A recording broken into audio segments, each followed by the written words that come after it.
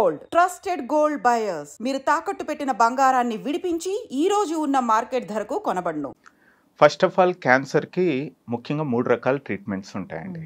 ఒకటి operation, 2 chemotherapy అంటారు, అంటే మెడిసిన్ సిస్టమిక్ థెరపీ అంటారు, 3 రేడియేషన్ థెరపీ. సో మామూలుగా ఈ క్యాన్సర్లో అట్లీస్ట్ 60 to 70% మందికి మనకి రేడియేషన్ అనేది అవసరం పడుతుంది as a part of cancer treatment అనమాట.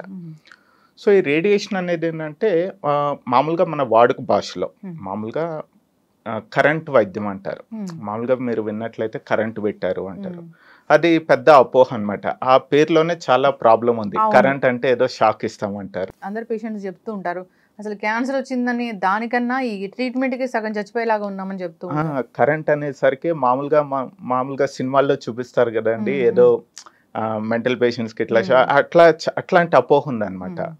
సో ఫస్ట్ ఆఫ్ ఆల్ ఏంటంటే ఉన్న ట్రీట్మెంట్స్లో లీస్ట్ సైడ్ ఎఫెక్ట్స్, చాలా సింపుల్గా అయ్యే ట్రీట్మెంట్ రేడియేషన్ ట్రీట్మెంట్. ఇంకోటి సెకండ్ అపోహ ఏంటంటే ఇదేం షాక్ కొట్టే ట్రీట్మెంట్ కాదు. ఈ ఎక్స్రే ఏదైతే ఎక్స్రే ఉంటాయో మామూలుగా అందరూ ఎప్పుడో జీవితకాలంలో ఎప్పుడో ఒకసారి ఎక్స్రే తీసుకొని ఉంటారు.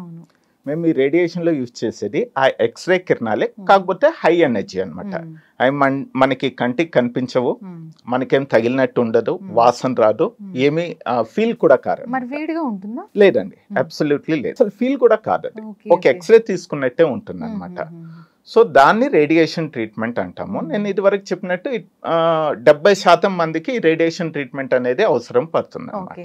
వచ్చిన క్యాన్సర్ ఏదైనా సరే అటు మందులు, రేడియేషను, కీమో ఇవన్నీ కూడా ఉంటాయా? అంటే కాంబినేషన్గా ఉంటుందా ట్రీట్మెంట్? అంటే చాలా మంచి క్వశ్చన్ అడిగారండి. ఇది యాక్చువల్గా ఏంటంటే it depends on that A type of cancer. ఎందుకంటే క్యాన్సర్ అనేది చాలా రకాలండి, బాడీలో ఎక్కడన్నా రావచ్చు క్యాన్సర్ అనేది. ప్లస్ స్టేజ్ని బట్టి మనం ట్రీట్మెంట్ అనేది డిసైడ్ చేయడం జరుగుతుంది అనమాట. కొన్ని క్యాన్సర్లకి బాగా ఎర్లీ స్టేజ్ ఉందనుకోండి, ఆపరేషన్ ఒకటి సరిపోతుంది. లేదు ఒక్కోసారి కొంచెం స్టేజ్ ఎక్కువ ఉందంటే కీమోథెరపీ, రేడియేషన్ కూడా ఇవ్వడం జరుగుతుంది. మందులు కీమో అంటే ఒకటేనా? లేదు, అది సిస్టమిక్ ట్రీట్మెంట్ అంటారు. సిస్టమిక్ ట్రీట్మెంట్ అంటే ఏంటంటే దాంట్లో కీమోథెరపీ వస్తుంది, టార్గెటెడ్ థెరపీ వస్తుంది, మరియు ఇమ్యునోథెరపీ అని కూడా ఉంది. ఈ 3 కలిపి సిస్టమిక్ థెరపీ అంటారు అనమాట. సో జస్ట్ అండర్స్టాండింగ్ ఈజీగా ఉండడానికి నేను కీమోథెరపీ అనగానే it's systemic therapy. Okay, so కొందరికి it depends on the type of disease, stage అండి. కొందరికి ఏదో ఒక రకమైన ట్రీట్మెంట్ అవసరం పడుద్ది, కొందరికి 2 రకాలు, కొందరికి అన్ని 3 రకాలు అవసరం పడుతుంది. రేడియేషన్ ద్వారా ఒక ట్యూమర్ని ఏదైనా టార్గెట్ చేసి దాన్ని పూర్తి స్థాయిలో తగ్గిస్తే కనుక అక్కడ మళ్ళీ వచ్చే అవకాశం అనేది ఉండదా డాక్టర్ గారు? కొంచెం ట్రికీ క్వశ్చన్ అండి. యాక్చువల్గా క్యాన్సర్ అనేది ఏంటంటే ఫస్ట్ ఆఫ్ ఆల్ దశలు, స్టేజెస్ అంటారు అనమాట. 1, 2, 3, 4 అని. సో మనకి స్టేజ్ ఎంత ముందుగా కనుక్కున్నట్లయితే, ఒకవేళ స్టేజ్ 1 కానీ స్టేజ్ 2 కానీ ఇట్లే మనకి నయం చేసుకోవడానికి ఛాన్సెస్ బాగుంటుంది అనమాట. ఒకవేళ ఆ స్టేజ్ 1 కానీ మెయిన్లీ 1లో అయితే మనకి యావరేజ్గా అగైన్ క్యాన్సర్ డిఫరెన్స్ ఉంటుంది అనమాట. సపోజ్ ఒక క్యాన్సర్ తీసుకున్నాం, ఆడవారిలో మోస్ట్ కామన్ క్యాన్సర్ రొమ్ము క్యాన్సర్. రొమ్ము క్యాన్సర్లో మొదటి దశలో కానీ కనుక్కున్నట్లయితే మనము డయాగ్నోసిస్ చేసుకుంటే 95% మనకి క్యూర్ అయ్యేదానికి ఛాన్సెస్ ఉంటుంది. అదే 2వ స్టేజ్లోకి వెళ్ళింది అనుకో, ఆ 95 కాస్త 80 to 85% తగ్గుద్ది అనమాట. సో అదే 3rd స్టేజ్ అనుకోండి, అది డ్రాస్టిక్గా 50 to 60% సంథింగ్ లైక్ దట్ తగ్గుద్ది. 4వ స్టేజ్ అంటే మొత్తం స్ప్రెడ్ అయిపోయింది అనుకోండి, అది ఆల్మోస్ట్ 20%కి తగ్గుద్ది అనమాట.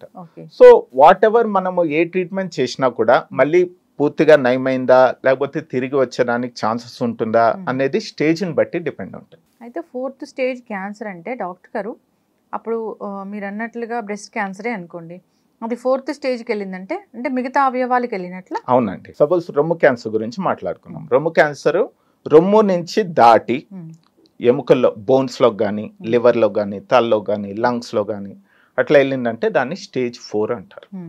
అట్లాగే ఏ క్యాన్సర్ అండి, సపోజ్ లంగ్ క్యాన్సర్, ఊపిరితిత్తుల క్యాన్సర్, అది కూడా అక్కడి నుంచి దాటి ఎముకలు కానీ, తలలో కానీ, లివర్ ఎటు పోయినా కూడా అది 4th స్టేజ్ అంటారు. ఇప్పుడు అన్నట్టుగా 4th స్టేజ్ వరకు కాకుండా ముందుగానే ఏమైనా లక్షణాలు కనిపిస్తే ఇది క్యాన్సరు, ఓకే మనం డాక్టర్ దగ్గరికి వెళ్ళాలి అనే లక్షణాలు ఏమైనా ముందుగా కనిపిస్తాయి డాక్టర్ గారు? ఇది ఓవరాల్ ఏంటంటే మామూలుగా వార్నింగ్ సైన్స్ అంటామండి. ఒక 7 ఉంటాయి. ఆ 7లో ఏది కనిపించినా కూడా ఇమ్మీడియట్గా వాళ్ళు, అంటే వాటిలో ఏది ఉంటే క్యాన్సర్ ఉందని అర్థం కాదు, అది దయచేసి అర్థం చేసుకోవాలి. ఒకవేళ అవి కానీ ఉంటే మటుకు వాళ్ళు ఇమ్మీడియట్గా కన్సర్న్ డాక్టర్ దగ్గరికి వెళ్ళి పరీక్ష చేసుకోవాలి. అవి చాలా ఇంపార్టెంట్. ఒకటి ఏంటంటే ఎక్కడైనా లంప్ అంటే కంత్ అంటారు కదా, ఎక్కడ బాడీలో ఎక్కడైనా చాలా కాలం మానని కంతి కానీ పుండు కానీ, అది నాలుగు అయి ఉండొచ్చు, స్కిన్ అయి ఉండొచ్చు, ఎక్కడైనా అది ఉన్నా, మనకి చాలా కాలం పాటు మానకుండా దగ్గు రావడము, అన్నం మింగడం ఇబ్బంది కావడము, ఓకే, అట్లాగే మోషన్లో రక్తం కనిపించడము, అంటే మోషన్ ఫ్రీగా లేకపోవడం, కొన్ని రోజులు కాన్స్టిపేషన్ ఉంటాయి, కొన్ని రోజులు విరోచనాలు అవుతాయి, మోషన్లో రక్తం రావడం, అట్లాగే యూరిన్లో రక్తం రావడం కానీ, ఆడవాళ్ళు అయితే పీరియడ్స్ అంటారు కదా, మెన్సెస్ టైంలో అబ్నార్మల్గా బ్లీడింగ్ ఎక్కువ కావడము, ప్లస్ ఇర్రెగ్యులర్గా ఉండడము, ఇవే కాకుండా ఇంకోటి ఏంటంటే గొంతు మారడము, సపోజ్ బొంగురు పోవడం అంటారు, హోస్నెస్ ఆఫ్ వాయిస్ అంటారు.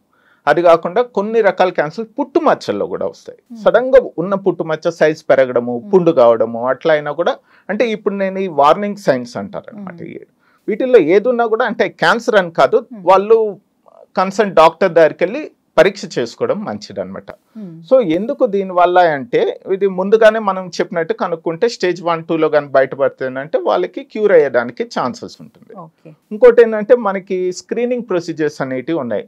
అఫ్ కోర్స్ చాలా కామన్ క్యాన్సర్స్ కి మనం ఇండియాలో వెస్టర్న్ కౌంటర్ పార్ట్స్ లో వాళ్ళు అన్నిటికీ చేస్తారు మాక్సిమం, బట్ ఇండియాలో మటుకు రొమ్ము క్యాన్సర్ కి సర్వైకల్ క్యాన్సర్ ఆడవారిలో కామన్ క్యాన్సర్స్ అనమాట. రొమ్ము క్యాన్సర్, సర్వైకల్ క్యాన్సర్, గర్భసంచి ముఖద్వారపు క్యాన్సర్. రొమ్ము క్యాన్సర్ కి వచ్చేసరికి ప్రతి సంవత్సరం 40 సంవత్సరాలు దాటిన వాళ్ళు రెగ్యులర్ గా మ్యామోగ్రామ్ అనే ఒక ఎక్స్రే చేసుకోవాలన్నమాట.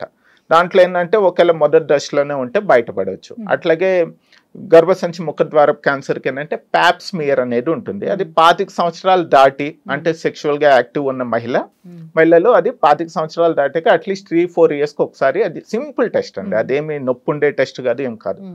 ఇవన్నీ ఎందుకంటే మనము ఫస్ట్ స్టేజ్ లో గుర్తించవచ్చు, లేదంటే ఒకటి ప్రీ మ్యాలిగ్నెంట్ కండిషన్ అని ఉంటుంది. ప్రీ మ్యాలిగ్నెంట్ అంటే నార్మల్ సెల్ కి క్యాన్సర్ సెల్ కి మధ్యలో ఒక స్టేజ్ ఉంటుంది, ఆ స్టేజ్ లో కూడా మనం డయాగ్నోసిస్ చేసుకోవచ్చు. సో ఇట్లా కొన్ని వార్నింగ్ సైన్స్, మెయిన్ ఇదేంటంటే అవగాహన ఉండాలి ప్రజల్లో, ఏంటంటే ఈ వార్నింగ్ సైన్స్ ప్లస్ ఈ స్క్రీనింగ్ ప్రొసీజర్స్ కొంచెం వాళ్ళకి ఐడియా ఉంటే ఏంటంటే మనం ముందుగానే గుర్తించడానికి ఛాన్సెస్. అయితే డాక్టర్ గారు, ఫీవర్ వస్తే కూడా, అంటే విడవకుండా ఫీవర్ వస్తుంది, అసలు కంట్రోల్ అవ్వట్లేదు ఫీవరు అన్నప్పుడు కూడా అది క్యాన్సర్ కోసం టెస్ట్ చేయించుకోవడానికి వెళ్ళాలంటే వాస్తవమేనా? ఎట్లా ఉంటదంటే కొన్ని రకాల క్యాన్సర్లు అండి ఫీవర్ తో మేనిఫెస్ట్ అవుతారు, కాకపోతే అది చాలా రేర్. కామన్ గా ఫీవర్ కి కామన్ వచ్చి వైరల్ ఇన్ఫెక్షన్ అండి, తర్వాత బ్యాక్టీరియల్ ఇన్ఫెక్షన్, రకరకాల మలేరియా, టైఫాయిడ్, ఇవన్నీ కామన్ వచ్చి వైరల్ ఇన్ఫెక్షన్.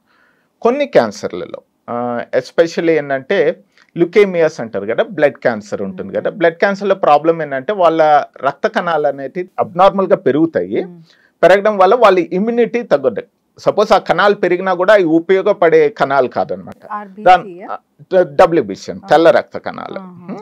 అవి పెరగడం వల్ల ఏంటంటే వాళ్ళకి ఇమ్యూనిటీ తగ్గడం వల్ల వాళ్ళకి చాలా కాలం పాటు ఫీవర్ ఉంటుంది. ఆ ఫీవర్ వాళ్ళు particular test, blood test is common అనమాట. అది చేసినప్పుడు ఏంటంటే రక్త కణాలు చాలా ఎక్కువ కనిపిస్తాయి, అదొకటి.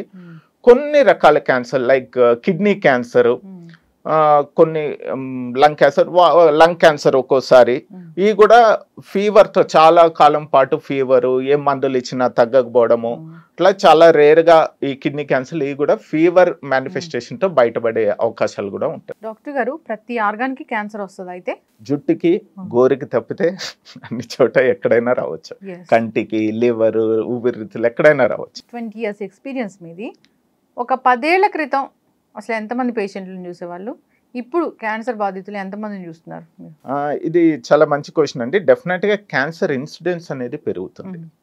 నేను స్టార్టింగ్ నా కెరీర్ 2004 సంవత్సరంలో అప్పుడు స్టార్ట్ చేసినప్పుడు భారతదేశంలో ప్రతి 1,00,000 మందిలో 40 మందికి క్యాన్సర్ బారిన సంవత్సరానికి పడేవారు అనేది అప్పుడు ఉంది.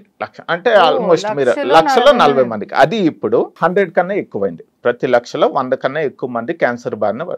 దానికి ఏంటంటే ఒకటి ఆఫ్ కోర్స్ మన జీవన శైలి మారడం వల్ల, it's life style disorder in one way.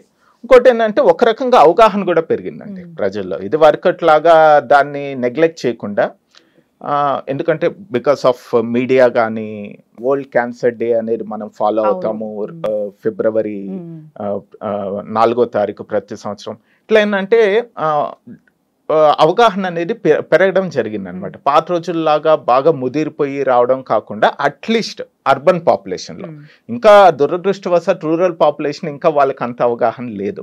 So దానివల్ల మనం డయాగ్నోసిస్ కూడా ఎక్కువ చేస్తున్నాం. అది ఒక రకంగా మంచిది, ఎందుకంటే ముందుగానే వస్తారు కాబట్టి నయం చేసుకోవడానికి ఛాన్సెస్ ఉంటాయి. బట్ ఓవరాల్గా డెఫినెట్గా క్యాన్సర్ ఇన్సిడెన్స్ అనేది పెరిగింది. ఈ అలవాట్లు ఉన్న వాళ్ళకి క్యాన్సర్ వచ్చే అవకాశం చాలా ఎక్కువ అంటే ఏంటి డాక్టర్ గారు, ఏమున్నాయి ఒక 4 చెప్పండి. ఆల్మోస్ట్ ఒక 30% క్యాన్సర్లు టొబాకో రిలేటెడ్ అండి.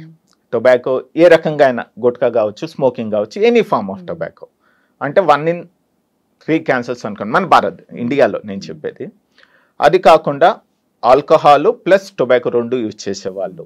ఇంకోటి ఏంటంటే చాలా మందికి ఈ మూడోది ఏంటంటే పెద్ద అవగాహన లేదు, ఒబేసిటీ.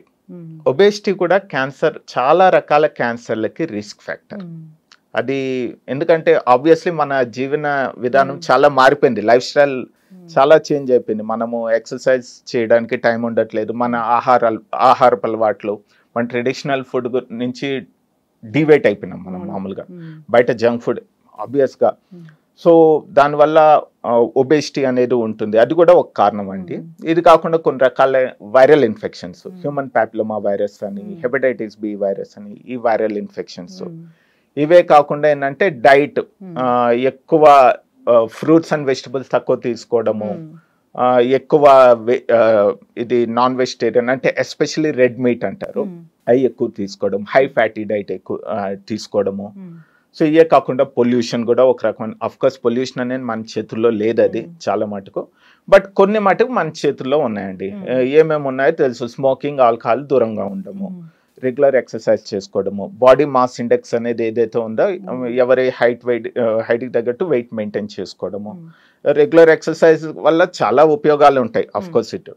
అది కాకుండా ఇంకా ఇప్పుడు పిల్లల్లో హ్యూమన్ ప్యాపిలోమా హెచ్పివికి వ్యాక్సినేషన్ వచ్చింది. హెచ్పివి వ్యాక్సినేషన్ మామూలుగా 9 నుంచి 14 సంవత్సరాలు పిల్లలు, ఇప్పుడు ఎల్డర్ అంటే పెద్దవాళ్ళు కూడా వేసుకుంటే మంచిదని లేటెస్ట్ స్టడీస్ వచ్చాయి. దానివల్ల కూడా వేసుకుంటే మంచిది అంటే టెస్ట్ చేయించుకొని, లేదన్నప్పుడు వాళ్ళు అవసరం లేదండి. ఇది యాక్చువల్గా హ్యూమన్ ప్యాపిలోమా వైరస్ అనేది సెక్షువల్లీ ట్రాన్స్మిటెడ్ డిసీజ్ అండి. మామూలుగా ఏంటంటే వాళ్ళు సెక్షువల్ ఎక్స్పోజర్ కాకముందు ఇస్తే మంచిది, ఒకవేళ తర్వాత వేసుకున్నా కూడా, ఎందుకంటే ఇందులో హ్యూమన్ ప్యాపిలోమా వైరస్ అనేది ఒక రకం కాదు, డిఫరెంట్ స్ట్రెయిన్స్ అనేది ఉంటుంది అనమాట. సో కొన్ని రకాల స్ట్రెయిన్స్ కన్నా వాళ్ళకి ప్రొటెక్షన్ రావడం జరుగుతుంది, అన్ని కాకపోయినా కూడా. ఇప్పుడు లేటెస్ట్ స్టడీస్ ఏంటంటే మగపిల్లల్లో కూడా వేసుకుంటే మంచిది అన్నాడు. ఎందుకంటే ఈ హ్యూమన్ ప్యాపిలోమా వైరస్ ఈ సర్వైకల్ క్యాన్సరే కాదు, ఓరోఫారింక్స్ క్యాన్సర్ అంటారు, అది కాకుండా యానల్ క్యాన్సర్ కానీ, పెనైల్ క్యాన్సర్ కానీ చాలా వరకు కారణం హెచ్పివి అన్నమాట. సో పిల్లల్లో, మగవాళ్ళలో కూడా ఇది ఉపయోగపడుతుందని లేటెస్ట్ స్టడీస్ లో ఉంది. చాలా చక్కగా చెప్పారండి. జనరల్ గా అయితే జాగ్రత్తలు తీసుకోవాలని కోరుకుందాం. మీ క్యాన్సర్ గురించి మనం సిరీసే చేద్దాము, కంటిన్యూ చేద్దాం, చాలా క్వశ్చన్స్ ఉన్నాయి. అయితే రేడియేషన్ అంటే నిజంగా మీరు అన్నట్లు కరెంట్ పెడతారు, కాల్ చేస్తారు అని అంటారు, కానీ అలా కాదు, అదొక ఎక్స్రే లాంటిదే. సో పెయిన్ కూడా ఉండదు, మనం జనరల్గా ఎక్స్రే తీయించుకుంటే ఎలా ఉంటుందో అలాగే ఉంటుందని చెప్పారు. క్యాన్సర్ ఏదైనా సరే ముందుగానే గుర్తించడానికి స్క్రీనింగ్స్ అనేవి ఉన్నాయి కొన్ని రకాల క్యాన్సర్కి. అంతేకాదు ఏదైనా కొంచెం తేడా అనిపించినా, మీరు అన్నట్లు పీరియడ్స్లో ఇర్రెగ్యులారిటీ, హెవీ బ్లీడింగ్ ఇష్యూస్ ఉన్నా, సో బ్రెస్ట్లో చిన్న లంప్ లాగా ఏదైనా కనిపించినా, ఇలాంటివి నెగ్లెక్ట్ చేయకుండా ముందుగానే డాక్టర్ దగ్గరికి వెళ్తే వాళ్ళు చెప్తారు అసలు క్యాన్సరా కాదా అనేది. చాలా చక్కటి ఇన్ఫర్మేషన్ డాక్టర్ గారు. కమింగ్ మంత్ రాబోతుంది క్యాన్సర్ మంత్, మనం సిరీస్ అనేది కంటిన్యూ చేద్దామండి. చాలా చక్కటి ఇన్ఫర్మేషన్ అండి, ధన్యవాదాలు.